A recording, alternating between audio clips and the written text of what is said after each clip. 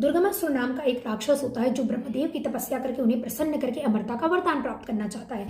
ब्रह्मदेव प्रसन्न भी हो जाते हैं। दुर्गमासुर कहता है, हे देव, यदि आप मुझ पर प्रसन्न है तो मुझे अमरता का वरदान दीजिए। ब्रह्मा जी कहते हैं, ये तो सृष्टि के नियम के विरुद्ध है, तुम कुछ और वर मांग लो। तब बहुत सोच विचार करके दुर्गमासुर कहता है कि यदि आप मुझ पर प्रसन्न है तो मुझे ऐसा वर दीजिए कि जिसने हजारों वर्षों तक अपनी पलकें ना झपकाई हो वो मेरा वध कर पाए। अब ब्रह्मा जी कहते हैं, तथास्तु।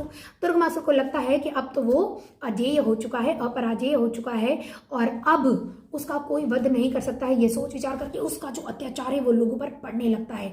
उसके अत्याचार से देवराज इंद्र भी त्रस्त हो जाते हैं। फिर सभी देवताओं को लेकर के वो पहुंचते हैं कैलाश। वहां कैलाश जाते हैं और माता पार्वती के सामने नम्र निवेदन करते हैं कि हे माता, त्राहि माम, रक्षा करिए हमारी। तब माता पार्वती उनके कष्ट को देख के खुद को रोक नहीं पाती है और वो चली जाती है दुर्गमासुर से युद्ध करने के लिए। युद्ध हजारों वर्षों तक चलता है लेकिन माता रानी उन्हें परास्त नहीं कर पाती है। तब देवी का जो दूसरा रूप रहता है वो उनसे नम्र विनती करते हैं और कहते हैं कि हे माता रानी, आप अपने ललिता स्वरूप का ध्यान करिए, क्योंकि ललिता स्वरूप में आपने महादेव की प्रतीक्षा में हजारों वर्षों तक अपनी पलकें नहीं झपकाई थी और दुर्गमासुर को ये वरदान प्राप्त है कि जिसने हजारों वर्षों तक अपनी पलकें ना झपकाई केवल वही उसका वध कर सकता है।